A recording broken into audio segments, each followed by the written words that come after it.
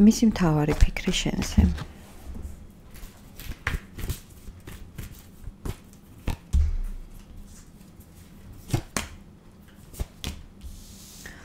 მისი მთავარი ფიქრი არის, რომ არასწორი გადაწყვეტილება მიიღო შენთან დაკავშირებით.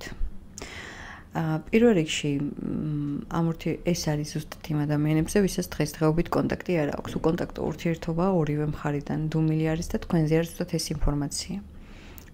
მოკლედ რა ხდება აქ? მთავარი ფიქრი არის ის, რომ ეს ადამიანი არის საგონებელს ჩავარდნილი, თუ რატომ არ მიიღო თავის დროზე მნიშვნელოვანი გადაწყვეტილება, რატო იმოქმედა მასე გარემოებამ და რატომ არ იბრძოლა ამ ურთიერთობისთვის და დაგინახა, რომ თითქოს უკვე სხვანაირი ხარ, ძლიერი ხარ, შემდგარი ხარ, არა ხარ დამოკიდებული მასზე და არ აქვს იმის მოლოდინი, რომ დაუშვათ შენგან ამას ელოდებოდეს, მაგრამ მთავარი ფიქრი არის, რომ რა გამოსავალი ვნახო, რომ თითქოს აი რადიკალურად შემოვატრიალო შენი ყურადღება ჩემს მიმართ, ჩემი მოქმედებით და არა შენ რო გააკეთო და რამეს შენ გელოდებოდე.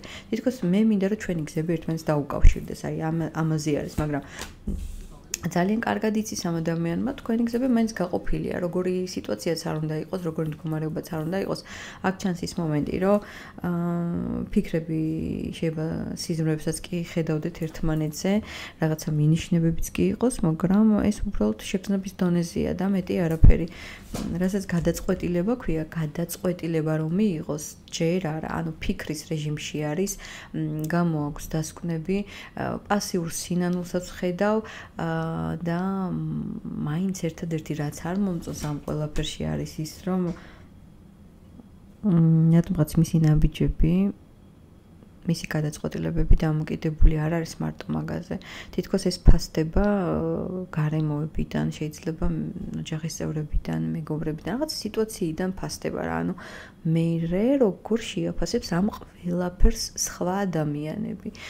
რადგანაც მისი გადაწყვეტილება, რომ თავის დროზე არ იბრძოლა და გავიდა ამ ურთიერთობაში, მარტო მისი გადაწყვეტილება არ ყოფილიყო, იმიტომ რომ ამის უკან იდგა კიდე სხვა პიროვნებები შეიძლება ჩაერია ვინმე.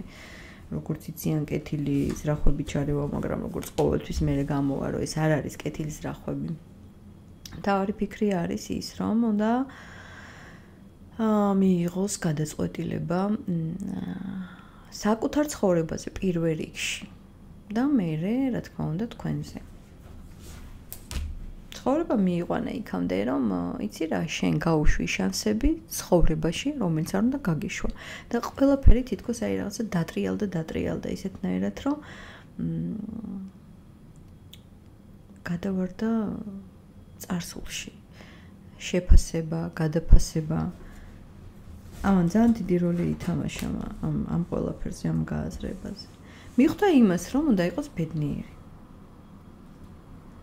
რატომაც ეგონა, რომ ბედნიერება შენთან არ იყო. ეგონა, რომ იქნებოდა ბედნიერი ბუნებრივად, რომ ეს ამის ღირსი იყო და როგორც ყველა ადამიანი ბედნიერების ღირსია, მაგრამ აღმოჩნდა, რომ ბედნიერება მაინც შენ გიკავშირდება.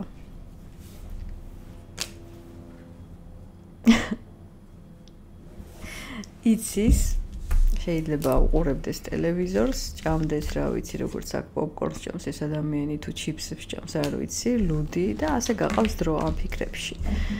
თუმცა იმეც არ გაძლევთ, რომ გააზრების იქეთ რაღაცნაირად მოქმედება ექნება ამ პიროვნებას. მე მაინც გისურვებთ, რომ მოქმედება იყოს, იმიტომ რომ ზოგჯერ ჭირდება მოქმედება იმ ადამიანიდან, რომელმაც თავის დროზე არაფერი არ გააკეთა. იმიტომ კი არა, რომ რაღაცა გამოვიდეს მასთან და დედა ერთი სული გაქვს, იმიტომ რომ უბრალოდ ისე რა, სპორტული ინტერესი.